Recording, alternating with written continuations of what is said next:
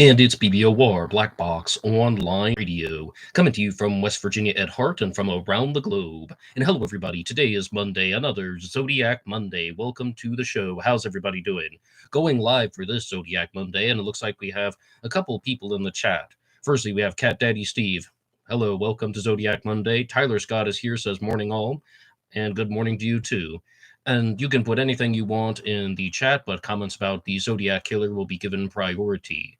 Firstly, I would like to say that in this episode, I'm going to be re-examining Richard Hoffman as a Zodiac Killer suspect. I'm going to be responding to the videos that are available on the channel Polscape72, and of course, taking all of your questions and comments. Firstly, I would like to give a shout out to James Freeman, who is the author of the book Crooked River Zodiac, A Twisted Path to Paradise.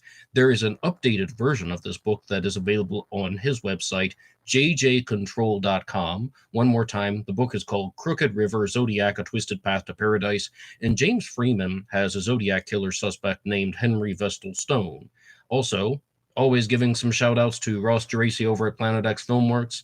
Episode 13 of the Zodiac Killer interview files has been released, and that was with Andrew Gray Bruiser. I'll be discussing that one in this episode as well. So, the Zodiac Killer was a serial killer who operated in California in 1968 and 69. Whatever happened before or after that is still part of the mystery. Now, the Zodiac was not only a serial killer, he also wrote letters, he designed cryptograms, and he made greeting cards, and even drew out diagrams and pictures of all of his criminal misdeeds. And the videos that are available on Paul Brookbanks's channel, the Zodiac Killer design influences, those ones are focusing on how and why the Zodiac would have chosen to create these. And there are now 3 videos that are out, and I've responded to the first one on a previous Zodiac Monday, but I was eagerly awaiting the second one, and Paul gave us somewhat what we might call in the Ripper world a double event, and episodes 2 and 3 are now out of the Zodiac Killer's design influences. And what he talks about in these episodes is the influences that the Zodiac may have been using when he was creating the diagrams and the ciphers and the letters. Because Paul has been a landscape architect for about 30 years, and you have to go over and watch his videos. I highly recommend them because he will just show you the technical drawing textbooks that the Zodiac Killer may have been using. He will show you the possible drafting equipment that the Zodiac Killer may have been using. And Paul, as a landscape architect, began to notice that the Zodiac seemed to be using elements of landscape architecture in the creation of his letters, codes, and ciphers. And Andrew WVA is here. Good morning to you from West Virginia, my brother from WV. Jay is here. Good morning, Jay. So when it came to the creation of the Zodiac's letters, cards, and ciphers, I believe that Paul would be under the impression or the belief that the Zodiac had a little bit of artistic ability, a little bit of creative talent. He could draw some things easily and freely, but for other things, it seemed like he was employing a certain process that would be found in technical drawing. Now, to Paul, I definitely think that people would be way more receptive to the idea that the Zodiac had training in technical drawing as opposed to having training in landscape architecture, because there's so many people out there who are pushing suspects that were engineers of various kinds: civil engineer, mechanical engineer, electrical engineer. But Paul really doesn't see a lot of those things, and he talks about this a lot in his videos. One more time on the channel Polscape72, pointing out that the Zodiac isn't necessarily using the types of skills and drawing styles that you would find in engineering. This is more of the way a landscape architect would create this. And in Paul's video, he asked a challenge question near the end of part 2. And you guys know, on Zodiac Monday, I always like challenge questions. And it was, do you believe that the Zodiac Killer actually hated the police? Or was he just going along with this? And DNA King is here. Howdy to you, DNA King. Was the Zodiac actually somebody who hated cops? Because when the Zodiac is writing letters, he's referring to the cops as the pigs and the blue meanies, and he's even saying something in the letter about the Z13, saying, I hope you don't think it was me who wiped out the blue meanie with the bomb. Now, what would be an explanation for how the Zodiac Killer is putting this stuff in the letters? Insulting the police, but he doesn't actually hate them. Could he have been a university student? Could he have been somebody who was on a university campus and is exposed to a lot of these anti-police sentiments, or people are just not liking the cops, and he was parroting certain types of language? This is a very big divide that people experience in the world of Zodiac Killer research. How old was the Zodiac Killer? We don't necessarily know. In a previous episode, I did a more or less my own attempt at a profile, and I made the statement that I thought the Zodiac was between age 30 and age 45. Very big range. But Paul is of the impression that the Zodiac was a lot younger. If he's at the end of his university years, we're talking 22, 23. It sounds like early to mid 20s once you get to 24 and 25. And no, the university campus thing, that could be an explanation, because the Zodiac doesn't only just say this stuff about cops. He also made requests in future letters for people to wear nice Zodiac Killer buttons. And then he says in a follow-up, well, no nasty ones like Melvin's, referring to the buttons that said Melvin eats blubber. Then he made the request in the follow-up saying that, okay, maybe wear some not so nice Zodiac buttons. Oh, just wear any type of Zodiac button. And I mean, it sounded like he was really craving the attention, and he was starving for the attention. But this could also be something that would be very normal to have been seen around on a university campus in the 1960s. Buttons of various sorts were popular among the political movements, and not only the political movements, but how about artistic movements? How about places where people are just trying to express ideas, and buttons were fashionable at the time. So the Zodiac Killer wanted his own button. And we have Mr. JSV here, says good morning, and good morning to you too, Mr. JSV. So when it comes to this thing about the buttons, does that also suggest that the Zodiac might have been of the university age? Another thing that would show that the Zodiac may have been closer to 20 rather than 30 is the references to comic books. The references to the Mikado by Gilbert and Sullivan, and it might specifically be the Groucho Marx version of the Mikado. But this ties into the comics as well, because in 1970, the Zodiac would mail the Halloween card. On October 27th of that year, he would mail the Halloween card to the reporter, Paul Avery, and it contained the death wheel on the back, by rope, by knife, by gun, by fire, slave's paradise, which has been traced back to a Tim Holt comic. Now, are these going to be things that people would want to see when they are, collecting comics as like a kid, teenager, early adult, young adult? Would he be the type of person to remember something like that? If you had asked me that 10 years ago, excuse me, for some reason that made it worse. I'm going to take some tea. Wonderful, wonderful. Going live. The challenges of going live indeed. And Grunge Truck is here. And Brian Hartnell said he looked like a walrus, saying that the Zodiac Killer looked like a walrus. Well, not the good kind. What was that video? Was it called Obey the Walrus? And it's with the lady who was known as the Goddess Bunny. That's an old video from a long time ago. But if you had asked me 10 or 15 years ago, if I thought that the Zodiac Killer was, or that somebody who would use references to comic books and Groucho Marx's The Mikado, in all of these things, is this guy 22 or is he 32? I would have said 22.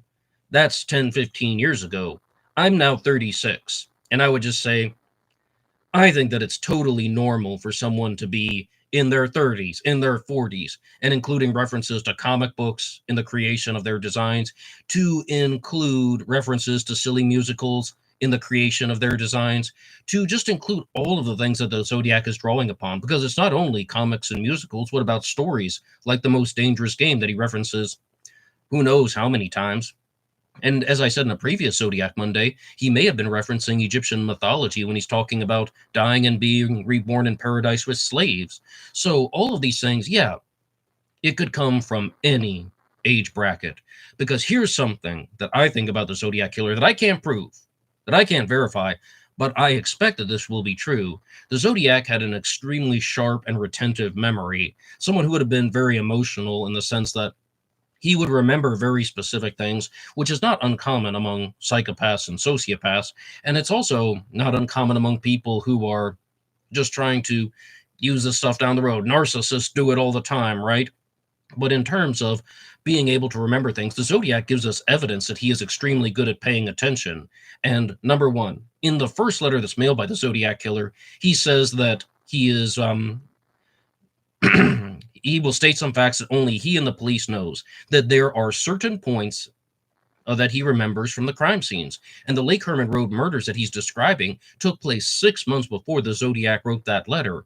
And in the first letter, he's saying that 10 shots were fired. The brand of ammo was Super X. The girl had her feet to the west. The boy had his feet to the car. Very strong pieces of information. So it's a great challenge question. Now, was the Zodiac of a university age, or did he actually hate the police? That was the one. And you know, the Zodiac is so what was it? Consistently inconsistent. So I think that it's really kind of a divide. I don't know if he actually hated the police or not. They were trying to catch him. It could have been all part of his persona. Andrew WVA says, agree. I think he was above average in intelligence. And there are going to be different types of intelligence. I mean, I agree with you, Andrew. It's just that, I mean, he probably had an IQ that was about 10 to 15 points higher than another one. Another sip of tea. Whatever's living in my throat, I hope it died and moved on to a better place. Okay, though. We have, though, just one final thing from Paul's videos on the channel. Paulscape72, episodes 1, 2, and 3 are now out. He also shows that the Zodiac put in some very strong efforts to create things in a very neat and orderly way. Say, for example, with the Halloween card, he even draws out the Zodiac symbol, the letter Z, and there is the combination symbol, which looks like a V, an M, and an F, and an L put together. And all of this could possibly be some type of clue to his identity. But what's more interesting in Paul's video is he shows how the Zodiac could have arranged this by using technical drawing experiences in a very neat way. The death wheel, slaves, paradise by rope, by knife, by gun, by fire, is also arranged very neatly. And I am also of the belief that the Zodiac could have written things neatly when he wanted to, and written things sloppy when he wanted to. I think the Zodiac intentionally disguised his handwriting to make it sloppier. Now, there's a comment here from Tyler Scott that I wanted to respond to. And I'm seeing all your comments in the live chat. And Tyler Scott says, I think he was a cop. This brings us to the next story here on Zodiac Monday. And this relates to a set of videos that have been released on TikTok. We now live in the 21st century where you're not going to be getting your true crime news from press conferences at the police stations. No, you will be getting your true crime news from TikTok from now on. I'm just going to try and get used to it. Now, on TikTok, this guy is releasing a set of videos talking about his Zodiac killer suspect, Richard Hoffman. What's different is he is the grandson of Richard Hoffman. Back in 2020, I did a 3-part series talking about Richard Hoffman as a Zodiac killer suspect. And I noticed that a lot of comments were coming into the channel talking about Richard Hoffman. And then somebody finally got to the point when they just said, hey, we're here because this guy on TikTok was making videos saying that his grandfather, Richard Hoffman, was the Zodiac killer. Now, I had one brief interaction with a woman named Colette Foy, who was the daughter of Richard Hoffman. And she just wrote into the channel saying, yeah, he was a real detective, but I don't think he had anything to do with the murders. The guy who's making the videos on TikTok is named Jay Foy. I can only expect that he is the son of Colette. But when it comes to Richard Hoffman being a Zodiac killer suspect, let's look at Jay Foy's statements real fast. And as Tyler said, he thinks the Zodiac was a cop. Richard Hoffman was a real officer. He was the first officer to respond to the Blue Rock Springs shooting, which occurred on July 4th of 1969. By the time Richard Hoffman would have been on site, it probably would have been after midnight, though, on July 5th of 1969. But Richard Hoffman was in plain clothes at the time, and he was also patrolling the area, if I understand, minutes before the Blue Rock Springs shooting happened. That's one piece of evidence. A direct connection to the crime scene. Like some people propose Zodiac killer suspects that could have been in a different state at the time that were just completely out of the Bay Area. Well, Richard Hoffman was not only in the Bay Area, but he has at least one solid connection to the Blue Rock Springs crime scene. The next point is, the Zodiac killer wrote these letters, right? And he would regularly misspell words. In one of the letters, the one that contains the Z32 cipher, he misspells the word until, and he spells it UNTILL. Now there's the report after the Blue Rock Springs shooting that has Richard Hoffman's statement, and he misspells the word until, U-N-T-I-L-L. It's not a similar misspelling, it's an identical misspelling. And Tyler says, I think of people 10 years younger. When someone would say kids, like when the Zodiac is writing in the letter, I'm the murderer of the two teenagers last Christmas and the girl on the 4th of July, and the kid this and the kid that. Yeah, the Zodiac Killer referred to the victims as kids, indicating he may have been older. But we also have to remember the Zodiac may have been in persona mode the whole time. Okay, though, so we've talked about 2 pieces of evidence. The third piece of evidence is in 1966, Sherry Jo Bates was murdered in Riverside, California. She is thought to be a possible Zodiac Killer victim. So then, after the murder in November of 1966, there is the Riverside Confession. In December, a desktop poem was discovered in Riverside, California that says, sick of living, unwilling to die, and that blood spilled all over a red dress. But you guys know the desktop poem. But it's signed with the letters R.H. R.H. for Richard Hoffman. This is in J. Foy's theory. And are you thinking that this is just going to turn into another example of my grandfather was the Zodiac? Yes. Yes, this is exactly that. The name of my grandfather was the Zodiac. And Billy, is that you? That's his name. Billy, is that you? Is that you? Also, the name Rick appears in the Halloween card. And Billy, would you like to share some more things about that? How does the name Rick appear in the Halloween card? I found certain symbols in the Halloween card, and I've even drawn them out here on Black Box Online Radio before. R, J, G, and S. Maybe Richard Joseph Gaikowski the second. I don't know, but I'll bring those back sometime. So as far as this theory involving Richard Hoffman, he's made a large splash, and I think that he's going to keep making videos, and then it's going to just get a lot of exposure. And to the credit of Jay Foy, he found a way to get his theory out there. He found a way to share some basic pieces of evidence.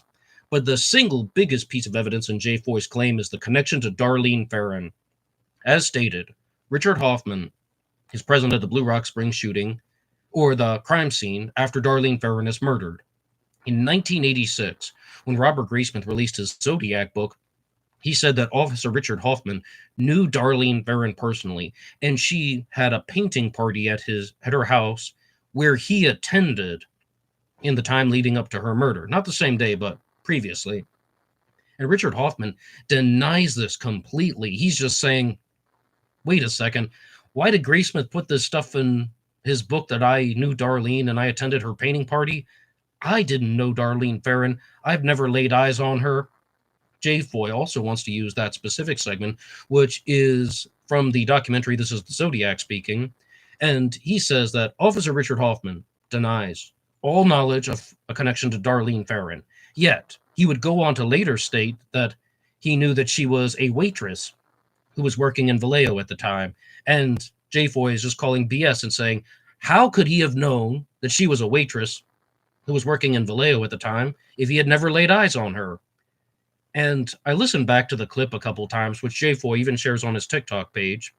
And what he was saying is, by he, I mean Richard Hoffman, is that, okay, he didn't say that he had laid his eyes on her. He said that he heard that she was a waitress in Vallejo, meaning that, how did he obtain this information? Somebody knew him. He hadn't met her previously, but he's referring to an encounter where somebody was talking about Darlene Ferrin, and you can see where Jay Foy's theory is going.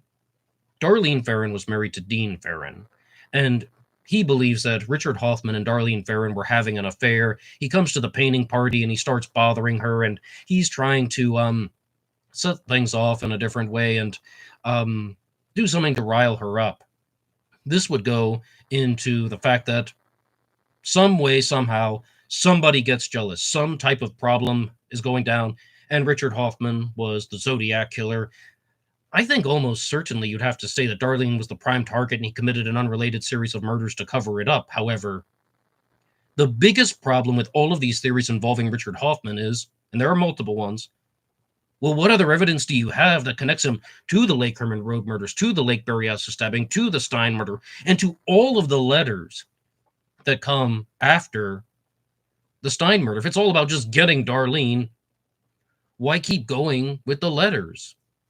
I mean, that's something that was even discussed in the videos by Paul Brookbanks, when he is just saying that by creating the letters, the ciphers, and the greeting cards, the Zodiac is risking getting caught. He is leaving more evidence that could incriminate him some way, somehow. And Mr. JSV says, Ned, thanks for recommending New Cokes. I like the channel, and I sing his Arthur Lee Allen song.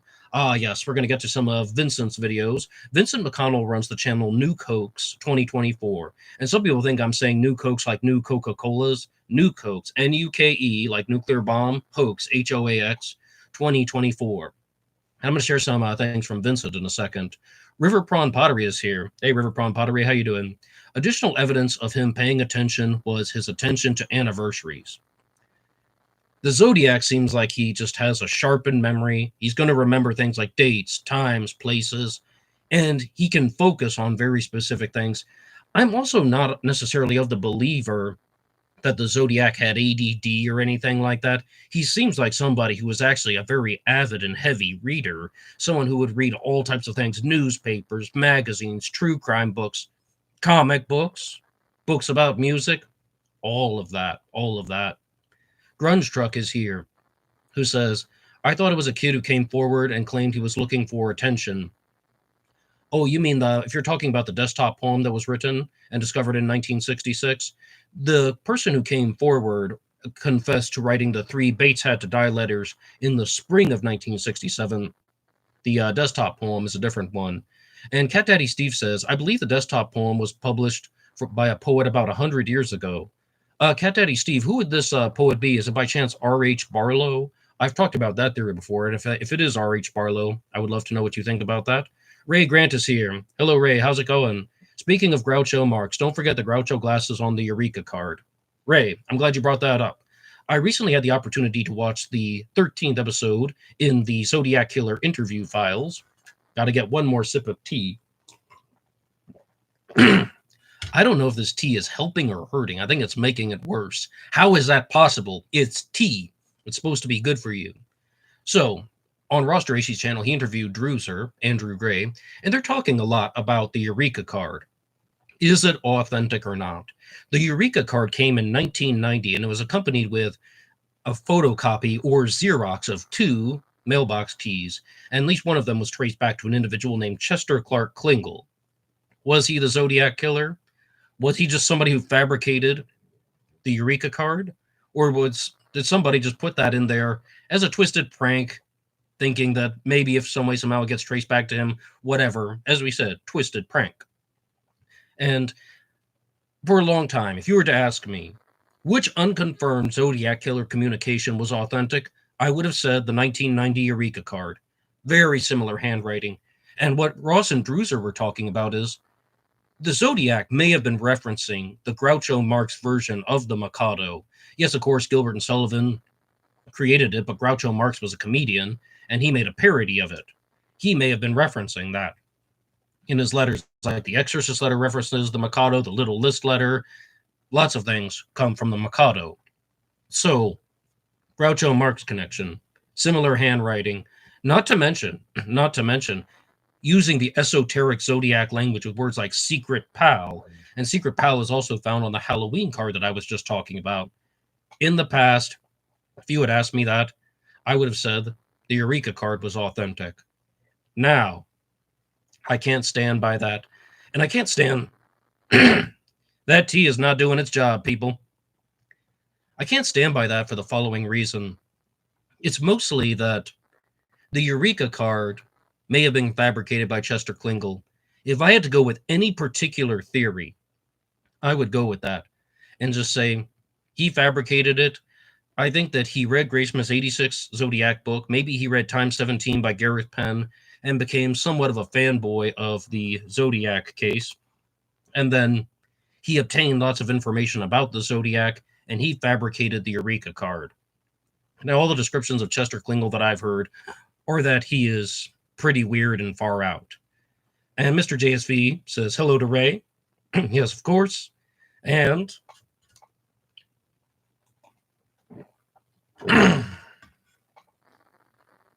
the joys of going live. But more importantly, in addition to the Eureka card and the Halloween card, there is that symbol that I was talking about, the VLM shape that has 4 dots on it. And there's an article about it on zodiacciphers.com that is run by Richard Grinnell.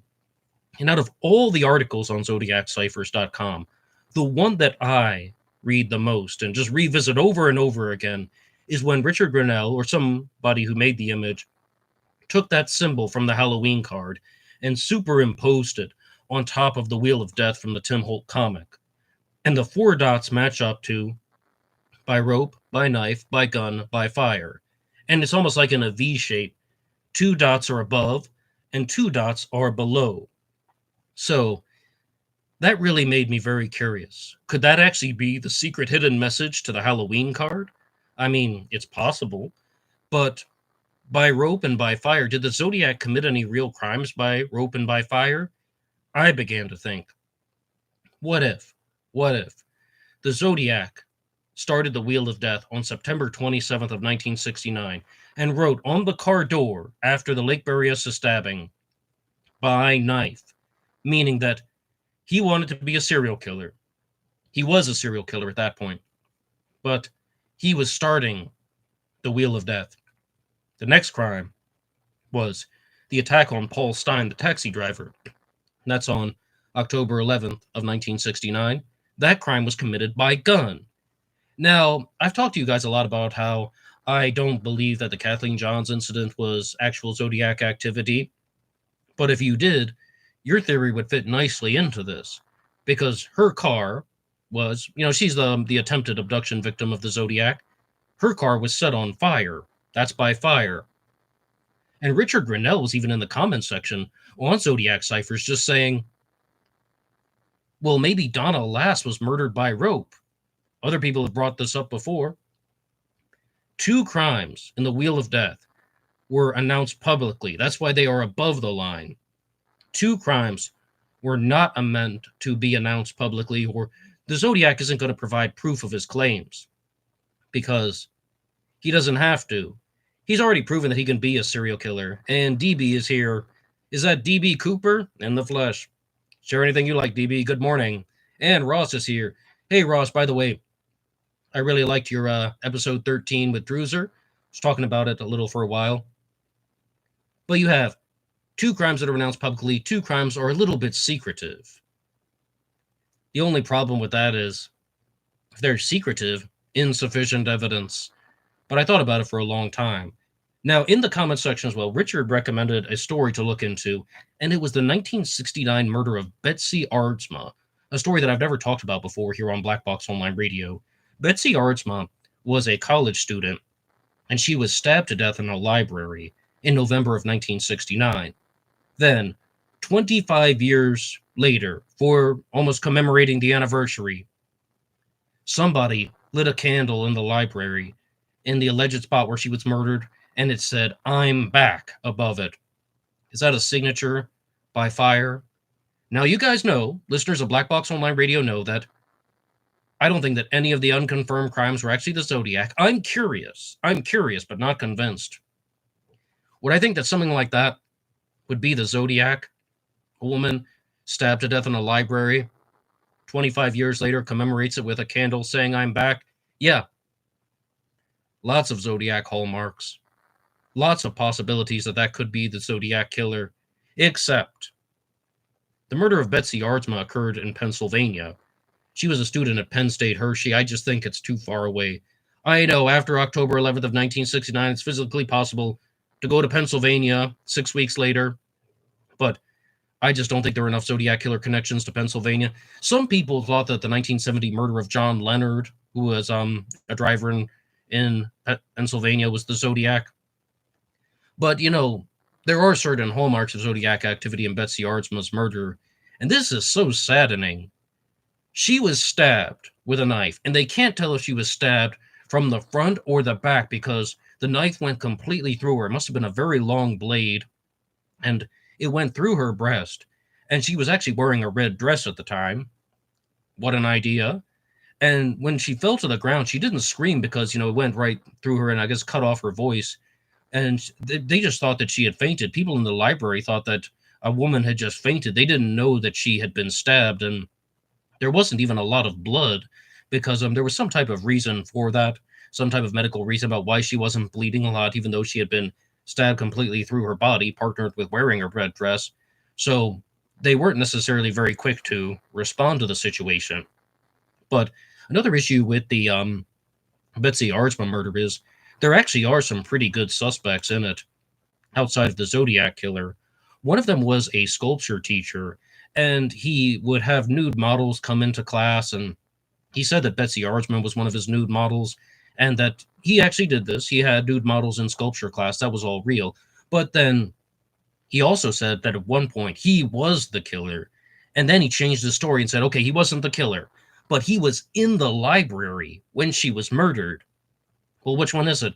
Was she just working for you? Did you kill her? Did you just witness the murder? Or were you at the building? It sounds like the guy was a total liar in all directions. Because, as I said, they looked into his story, and he did do a sculpture class with live nude models, but they were all from Philadelphia. They came in on the bus from Philadelphia for the modeling job, and there was absolutely no record that Betsy Aardsma was ever a model for this guy. So I was a student at Penn State Hershey, by the way. So it's like, that's just a complete strike against it. And this is something that I just find so frustrating in the true crime world. Now, how and why would people lie about that? What benefit would that bring to you to lie and say, I killed her, if you didn't actually do it? Okay, I didn't kill her, but I witnessed the crime. If you didn't actually witness the crime, is that person just demented and crazy and so far out that they don't know how to comprehend reality? I mean, you're going to jail for life for something you didn't do? Okay, well, I didn't kill her. I wasn't there, but I saw her naked. And turns out that's not even true. Why would people lie about this stuff? It's ridiculous. But as I said, there are multiple suspects in the murder of Betsy Aardsma, and one of them is actually someone who went on to be a geology professor. And he was a homosexual who was in the closet at the time. And it was believed that he wanted her to almost pretend like she was his girlfriend, or kind of what people call the bearded relationship, where he can use her as the alibi and excuse about why he doesn't have a girlfriend. So he can just use her and pretend like she is the romantic partner in his life. But in reality, he was a closeted homosexual. And somebody even overheard a confession from this individual when he was telling his mother, talking to her about the case, and she said, you killed that girl, now you're killing me, meaning that he committed the murder and she covered up for him. But rest in peace to Betsy Aardsma all the same. And DB has a comment that says, I think Darlene Ferrin is not the key. Cecilia was a prettier girl, in my opinion, and had the least amount of photos and info available. DB, this is a very good point. If Darlene Ferrin were the key to everything, if she were the central focus of the Zodiac Killer, why put on the elaborate costume and attack Cecilia Shepard by knife, making it more personal? I've said this in the past. In about 2021, that was the theory that I was mostly going with, that the Zodiac knew Cecilia personally, and she would have been maybe not a victim that he would have been very closely acquainted with, but maybe he knew who she was. And that would be a function for wearing the mask at Lake Berryessa. So she can't recognize him and can't talk him out of this or say anything that would push his buttons in a particular way. She's just going to be scared of the dark figure in a costume. Where's that stuff in the Darlene Ferrin murder? I'm just not seeing it. Tyler Scott says, BSing a false victim is adding to the shadow of doubt if went to trial. Sure. But if we're going to talk about BS, I want to mention somebody named Pam Suennen Huckabee. And I have to give a shout out to Batman66, a longtime follower of this program, who sent me the videos of the Sally show, Sally Jesse Raphael. They're on the ZFax YouTube channel, and they've been there for a while. I think I've seen like a segment of it in the past when Robert Graysmith was talking. but I actually sat down and watched the full segments. And the first person who was giving a presentation on the Zodiac Killer, in the talk show format, we should say interview rather than presentation, was Pam Huckabee, the sister of Darlene Ferrin. And she was just saying a bunch of wild stories, again, that people haven't necessarily corroborated. One of them was that Darlene Ferrin knew her attacker, and that she had been with this man in Riverside, California on October 30th of 1966, when Sherry Jo Bates was murdered. Then from this point, Darlene told the family that she had been with this mysterious man who was bothering her, and she had witnessed a murder that he had committed in the past. Now, this is a story that will be heavily disputed by some people. For me, I don't think that Pam has any credibility. No offense to her. She might just be confused. She might believe everything that she is saying. She was also on the show to talk about how she was receiving these types of messages from people, and she received like a coffin that was left on her porch or in some part of her house, and then she reported it to the police and the coffin disappeared. Very, very bizarre and perplexing stuff. But one person who believed the story about Darlene Ferrin witnessing a murder with the Zodiac was Jeremy Berthiaume, who's the author of the book So I See You Don't Paint Houses. It's always the closest one on my bookshelf. And you can see Richard Gaikowski there. Gaikowski is Jeremy's suspect, and he believed that the story about Darlene witnessing a murder was not referring to the 1966 murder of Sherry Jo Bates. It was referring to the 1965 murder of Thomas Snow. As we see, there's going to be some conflicting information. And in this interview, talk show format, they had Robert Graysmith on there talking about the Zodiac Killer. But the reason why Graysmith was on there is because at the time, there was the New York Zodiac copycat that was operating named Eddie Seda, but he hadn't been captured yet. And Graysmith may have done something right for once when he is just sitting in the chair, kind of leaning forward, and Sally's like, do you think this New York Zodiac Killer is as smart as the San Francisco Zodiac? And Graysmith is like, no, I don't think so. No, I don't think so. I think he hit the nail on the head. I think the New York Zodiac was a lot dumber than the San Francisco Zodiac. Eddie Seda versus whoever the San Francisco Zodiac was. Now, another person who appeared on this program was named James Fox, and he was a professor of criminal justice from Northeastern University, and they were also promoting a book that he had done called Mass Murder, which he had actually co-written. And he said some very odd things about serial killers. This is the stuff that I talk about a lot on True Crime Talk Radio. What he said is, serial killers do not kill for any reason other than they enjoy it. They don't kill because they hear voices in their head. Some serial killers are not even insane. Most serial killers are not even insane. And the host, Sally, just calls him out, whoa, whoa, whoa. How can you say that somebody is a serial killer, murdering multiple people, all the while returning to their daily life and not call them insane? And as I said, this guy, James Fox, was a professor from Northeastern University. Sometimes professors can be a little bit far out, and they can be a little bit different, and they can say things in somewhat of an eccentric way. And I think that that was mostly it, because I think what he means is that most serial killers aren't psychotic, or as a professor of criminal justice, most serial killers would not be found not guilty by reason of mental disease or defect. Because he went on to clarify by saying that serial killers are very frequently aware of what they're doing, aware of what they're saying, aware of their actions. Sometimes they're heavily premeditated murders. And I did one episode where I was talking about the recipe for murder, which goes back to the story of Samuel Scheinbein, who murdered a classmate in Montgomery County, Maryland, back in the 90s. And he created the recipe for murder, which was like a serial killer checklist listing all the things that he would need for the murder. That was called the recipe for murder by the prosecutors. So some killers are like that. That's heavily, heavily premeditated. And I really think that James Fox just meant that they are not experiencing psychotic delusions that are driving them to commit crimes. But a lot of people would say that all serial killers are mentally ill. Anybody who commits murder is mentally ill, because these things have different meaning. And in some of the older episodes of Black Box Online Radio, like back in 2019, I used to talk about this a lot more on the channel. Like, the term mental illness is quite different from being mentally ill. If somebody is mentally ill, that means that they're prone to dangerous and destructive behavior. If someone has a mental illness, that means they have to meet the specific criteria as described by the DSM. And that's even a nutshell version. That's not even a fair and accurate way of putting things together.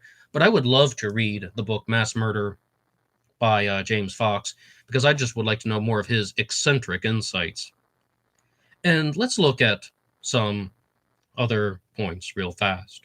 And by points, I mean absolutely not, because I just thought of something.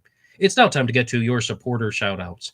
You can support this channel at buymeacoffee.com, buymeacoffee.com/blackboxonlid88, and that allows you to make a donation or contribution to help the show. And anybody who makes a donation will get a shout out on Zodiac Monday. Today, Zodiac Monday, going live. And the first one comes to us from Batman66. Batman66, thank you so much for your regular and consistent support. And the next one comes to us from River Prawn Pottery. You two guys have been absolutely amazing, and really, thank you for supporting Black Box Online Radio, as well as all of the side things like the shorts and reels. And the next one we have is coming to us from CZ Guy. CZ Guy has also become a regular supporter. CZ Guy, I thank you so much. And the next shout out goes to Dennis G, who has been helping find a lot of the images for the show. And even the thumbnail from this episode was made by Dennis G. And I would like to give a shout out to Not Ray Johnson. That is the name of the Black Box Online Radio fan page that you can get on Instagram. Not Ray Johnson. You can look up there. There's a bunch of Black Box Online Radio artwork that is available. And if you want to follow along with the fan page, you can head over there. And here on Black Box Online Radio, I do Zodiac Monday, where I talk to you guys about the Zodiac Killer. On Wednesdays, I talk about Jack the Ripper, and that's Ripper Wednesday. And DB is here, so DB will know all about Cooper Friday, talking about DB Cooper. And on Tuesdays and Thursdays for the summer, I'm going to be going live here on Black Box Online Radio, so you can tune in again tomorrow for True Crime Talk Radio in the morning. And I won't be joined by this, like, penguin thing here. I'll be joined by Snoopy for True Crime Talk Radio in the morning, and going live every Tuesday and Thursday at 10:30 a.m. Eastern Standard Time. And with True Crime Talk Radio in the morning, I'm going to be talking about the Jeffrey McDonald case tomorrow, but mostly those things are going to be focused on general true crime discussions, like maybe reading a book like Mass Murder and just talking about serial killers. That way I can respond to anything you put into the chat. And you can also support this channel by contributing on via super chats and super thanks, and those comments, of course, will get priority during the live streams. And Tyler says, smash that like button. Yes, Tyler, thank you so much. Smash that like button, and please subscribe if you have not subscribed. TC says, hi, Ned, love all these episodes. Thank you so much, TC. Richard Delaney says, love the live. All right, you should tune in tomorrow, Richard, too. Thank you for watching and listening. Now, the next thing is that I am also the creator of the White Horse Killer Saga. The White Horse Killer Saga was a set of fictional stories that I started writing in 2020 that were based on the Zodiac Manson connection. I thought that, you know what, this story about the Zodiac Manson connection, about there's this cryptic serial killer writing these coded messages, and there's this cult leader figure, and that all of this could be interconnected. Somebody needs to write that as a novel. And I did that, and that was for my first book, Killer on a White Horse, which is now a YouTube exclusive audiobook only. So, and you can check out the playlist here that has the Killer on a White Horse episodes, but it is exclusively on YouTube. And I just started writing the fourth story in the White Horse Killer Saga, and it's called The Eyes of the White Horse. That will be out as soon as possible. Slowly working on that one, but a lot of things you can follow along with here on Black Box Online Radio. Just Another Talking Head is here, says, first time catching a live. Hey, welcome, Talking Head. Come on in Tuesdays and Thursdays as well. Now, I've talked to you guys about several different topics and subjects in this particular episode, and we've gone through a lot of things about Gray Smith and James Fox on The Sally Show, talked about the stories of Darlene and Pam Swennen, talking about Ross's episode with Druser on Planet X Filmworks, and the videos from Paul Brookbanks. But to go back to Ross's episode, they asked a very interesting challenge question as well. And it relates more to the Zodiac and where he was from. Because if you just look at how and why the crimes take place, I mean, we don't necessarily know why the crimes take place, but is the Zodiac Killer going to expand outside of the Bay Area to start writing more letters? What was really interesting to hear is all of the observations that they had about, say, the Peek Through the Pines card. connected to the story of Donna Lass, or even the one that comes later on in 1974, the Donner Pass card, and Saint Donna of the Pines.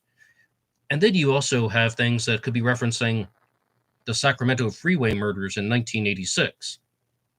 But I want to stay with the Donna Lass material for a second. For the longest time, you guys know that I thought there's a chance that Donna Lass was a Zodiac victim, but I wasn't convinced. Secondly, I thought that the Peek Through the Pines card, probably the Zodiac. You're going to ask me if I had to make a decision? Yeah, he didn't commit the crime because the Peek Through the Pines card comes 6 months after Donna Lass goes missing. She went missing in September of 1970, and the Peek Through the Pines card comes in 1971. But after the discovery of Donna Lass's remains in 1986 and the positive identification of Donna Lass's remains in 2023, Richard Grinnell of ZodiacCiphers.com made the case that the Peek Through the Pines card might have specific information that reveals that that person was the murderer of Donna Lass. And that could mean that the Zodiac was committing crimes outside of the Bay Area. That could mean that somebody like me, who is denied all of the connections, could have been wrong the whole time. I would easily admit it. Nothing in it for me, if I don't.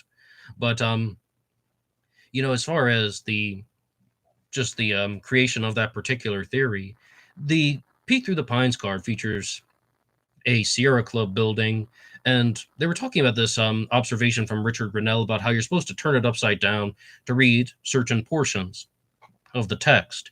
And if you were to do that on a map, then you could also reveal certain information about the burial of Donna Lass. And that's not ridiculous. It's not just pulled out of thin air, because it's almost as if you're following the Zodiac Killer's instructions. But right now, you can put your ideas in the comments section. Do you believe that Donna Lass was a genuine victim of the Zodiac Killer? Do you believe that the Pines card was authentic?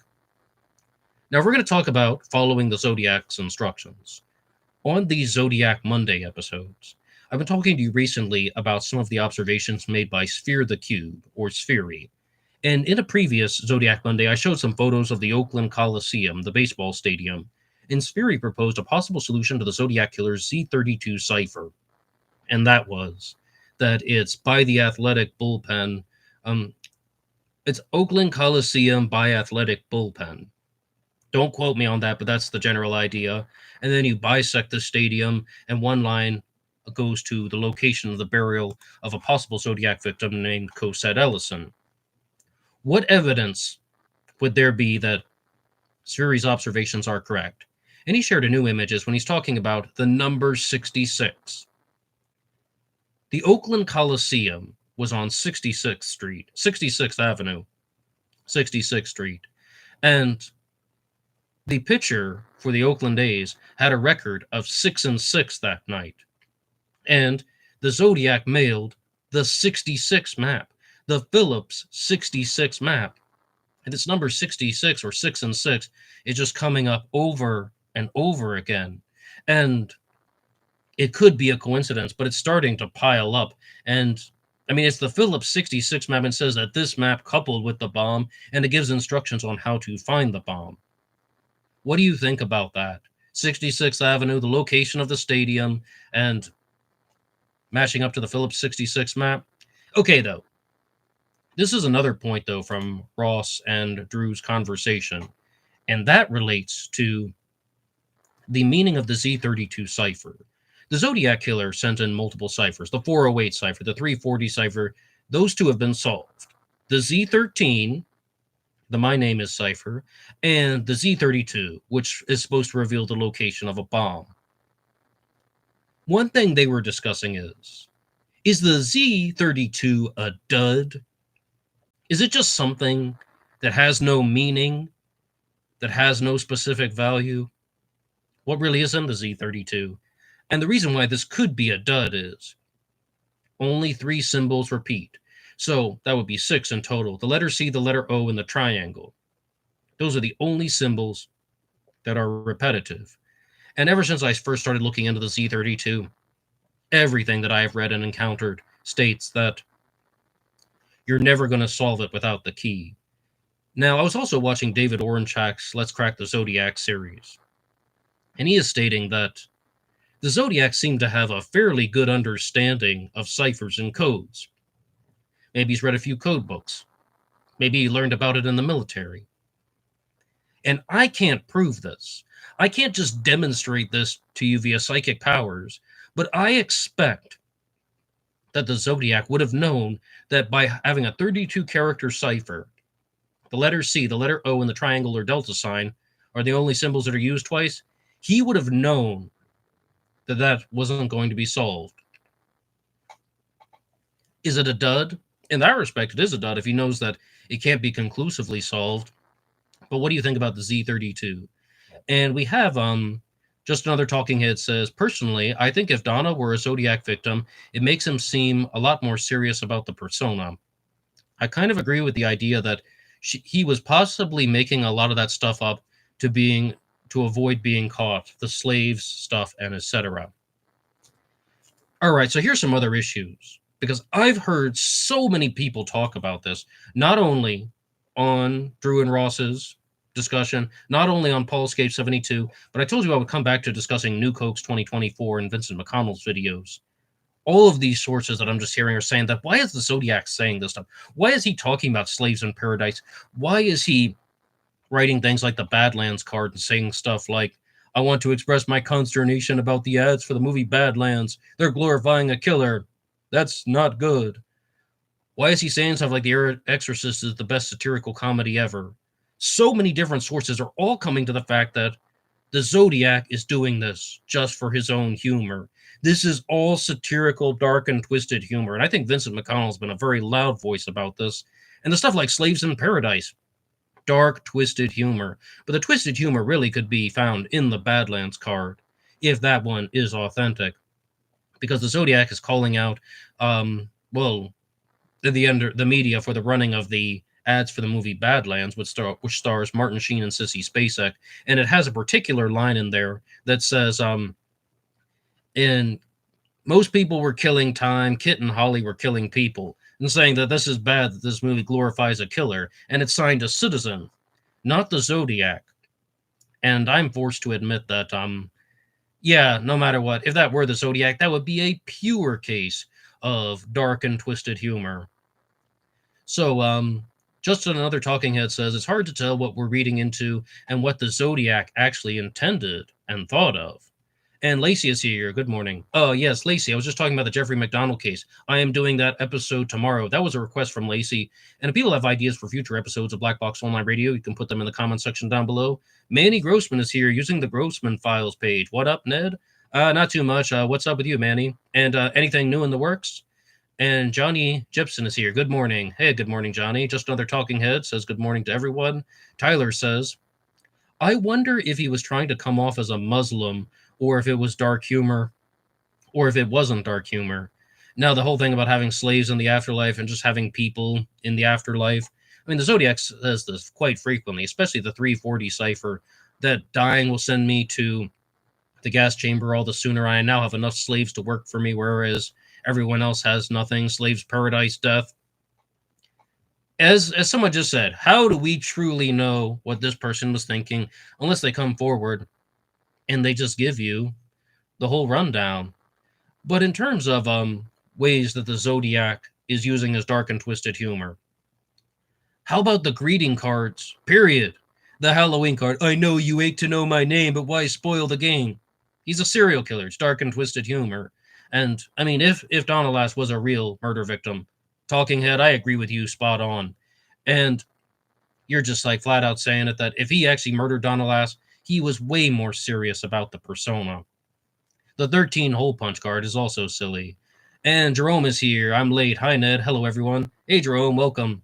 And Jerome has also sent me a lot of things, which I'll talk about in just a second, including, I can't even pronounce it, the Fampton letter. Not the Phantom letter, but the Fampton letter. And Ray says, hi to Mr. JSV and Ross. I was driving, so I couldn't respond. Hope you're both doing well. Absolutely. Mandy says, not so much. Now, we found a new Son of Sam victim, so that pretty much took the cake. Oh, a new Son of Sam victim. Wow, Manny, I'm definitely going to have to go head over to your channel and find that out. That could be some very big stuff. And you know, Manny, I was talking about the episode of Sally where Robert Graysmith and James Fox appear talking about serial killers. And in the audience, they had Nisa Moskowitz, the mother of Stacy Moskowitz, being interviewed, and she's going through all the reasons about how it was impossible for David Berkowitz to have committed the murder of Stacy Moskowitz. And Manny says the name of the victim is Wendy Savino. NYPD just closed the case. Okay, well, I'm going to have to check that one out. Okay, so Jerome is here. Great. Jerome sent me some stuff to the Facebook page. I have a Black Box Online Radio Facebook page, and my personal Facebook is Ned Daham. So, the Fampton letter was something that was mailed in the early 1950s. And it says that somebody broke into a school. I want to say it was called Noble Elementary School, going off of memory, no notes in front of me. I never have notes in front of me, by the way. Noble Elementary School. And in 1952, someone wrote this letter that seems a little bit similar to the Zodiac's handwriting.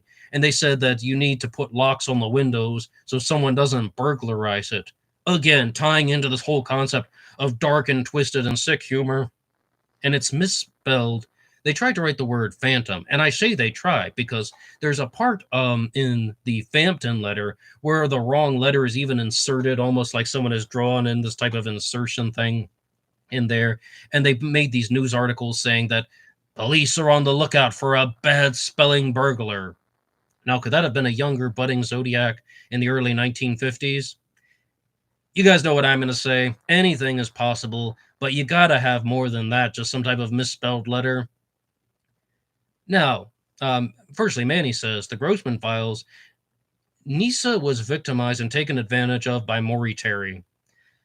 I'm not going to lie to you, Manny, to switch gears and talk about the Son of Sam for a little bit. I was so surprised that Nisa Moskowitz reversed on her claim and started saying that it's impossible for David Berkowitz to have killed Stacy Moskowitz, because she was somebody who was so passionate in front of the camera talking about how she just doesn't like David Berkowitz, can't stand him, don't ever associate me with him again. And Manny knows the clip I'm talking about when a reporter accidentally called her Mrs. Berkowitz. Yet she has this very big reversal. No, about the Zodiac Killer. I think the Zodiac is overblown and overinflated, and the Zodiac is somebody who gets misrepresented.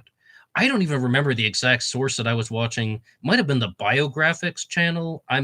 But they said that the Zodiac Killer is the only serial killer to design his own logo. Firstly, did the Zodiac Killer even design his own logo? It's a circle with a cross going through it. And it's not even his. It's on the Zodiac watches. But Manny Grossman's here. Manny, did the Son of Sam not have a symbol of sorts? And just to say that the Zodiac is the only serial killer to ever design or have a logo. And I was really trying to think of them, like the Son of Sam, hit me instantly. But as far as the other types of serial killers, there aren't too many that actually do have their own logo and they actually use it with the words, or they're using it as a signature like the Zodiac would do, the cross circle sign off. And Manny says, yes, David Berkowitz did. He got it from Kurt Koch's book, Occult Bondage and Deliverance, a book he was obsessed with. This is just like the Zodiac, taking things from the books and magazines and things that he's reading and incorporating it into a serial killer persona. DB has a question. Why wear the costume if he was planning to end 2 lives at Lake Berryessa? I think he changed his mind. Maybe he thought one of them would recognize him. Well, I want to give credit to the person who said this. And her name was Peyton Moreland. I watched her whole video. It's like an hour long. And I thought her name was Peyton Moorhead for some reason, like painting more heads or something like that. Serial killer stuff. But yeah, Peyton Moreland, I think is the name of the YouTuber. And I was just watching her talk about it, and she said her take on the subject was ceremonial, acting out a fantasy. It served no purpose for the Zodiac to wear the hood at Lake Berryessa. It's how and why would that benefit him? As you just said, DB, he's going to kill the people. So he's going to kill the victims. They wouldn't even be able to tell the story. It's ceremonial, and it had meaning to him. Manny says, I read Manny's comment, just other talking head. Personally, I think the Zodiac did have bad spelling. I think he played it up on purpose because he couldn't do it correctly. I think a lot of the misspellings are intentional, but I'm not perfect. I have bad spelling. If I don't have the spell check, I was shocked. Like we were doing this thing once at work. Like, have you ever been at work and you're supposed to be doing work, but you're not actually working? And this guy's just giving us these like quiz words. Can you spell this word? Can you spell cremation? And I was like, yeah, sure. Wait, CRE. Oh, is it EM or EA? I forget. Just like that. I misspell things all the time. Thankfully, we have autocorrect. But, that doesn't mean it's necessarily. Well, I think that's exactly what Talking Head's talking about. Then, hyping it up, rolling with the punches. He can't spell perfectly all the time, so he throws in some ridiculous things like spelling Christmas with 2 S's. And Talking Head says, I'm biased because I'm a terrible speller, and I'm always embarrassed about it, so I'm projecting. That's a very normal thing because the Zodiac is so narcissistic that he just has to incorporate everything in some way that's going to make him look good. And the Zodiac, this is from Tyler Scott, he does spell and misspell the same words. Who knows what's going on then? About the Hood, he didn't like to kill people who could see him. I don't think the first two were at night. Paul Stein was from behind. Oh, the first two were at night. Paul Stein was from behind. Maybe the Hood was his way of doing that during the day. And, just another talking head, I believe that the Zodiac Killer was inspired by the film Shock Corridor that was made in 1963, when there's this character that puts on a hooded costume that has a circle with a cross going through it. And he says, this is a cluclos. It comes from the word cyclos. I may have reversed that, but he talks about the cluclos and the cyclos, and that it is worn to make you invisible to the enemies. Yeah, that whole concept of bring the darkness with you. All right, well, everybody, this episode is going to be winding down for Zodiac Monday. Thank you for stopping in. And next week, I'm going to be returning to the more conventional form of Zodiac Monday. I love going live, and I want to do some live Zodiac Mondays so I can talk to you guys about the Zodiac Killer and the Son of Sam stuff. Manny, actually, if you're still here, I have 2, 3, maybe 4 things that I would like to do about the Son of Sam for this channel, and some requested things as well. So there's going to be some more stuff here on Black Box Online Radio. I also have an interview with Manny Grossman here on BBWar. You can find that in my true crime playlist. But sometimes I just like going live. However, as you see today, firstly, this tea here, whatever this is. Oh, but by the way, this mug says Art Bucks. When I first picked this up, I thought it said Art Fucks. I was like, whatever, I'm drinking it. The tea was not helping, though, during the early part of the episode. See, with the other type of Zodiac Monday, I can just take all that stuff out. And I have to admit, after doing this one, talking about the ciphers, not putting them on the screen, talking about the Zodiac Killer symbols, not putting them on the screen, nah, it's just not hidden for me. You guys know what I'm talking about. Most of you follow the Zodiac case very closely. You know about the symbol on the Halloween card that I'm referring to. You know about the death wheel. I still think those work better when they're on the screen and people can see them, and talking about the dots in specific places, as well as observations on a map. But anyway, thank you so much for listening to Zodiac Monday, and I will be live tomorrow at 10:30 a.m. for True Crime Talk Radio in the morning, and that will be all for me now. And you can follow short content that comes out here Monday through Friday on Black Box Online Radio on YouTube, BlackBoxNed88 on Instagram. You can also get it on Facebook at Ned Dahan, and Black Box Online Radio on TikTok. And of course, you guys know about buymeacoffee.com/BlackBoxNed88. And Mikey Bananas is here. And he says, I'm a big fan here, Ned. Do go live more often. I'm going to try my best this summer, guys. Coming to you live Tuesdays and Thursdays at 10:30 a.m. All right, and see you guys soon, okay? Wait. This is Zodiac Monday. Goodbye. I didn't forget. Goodbye.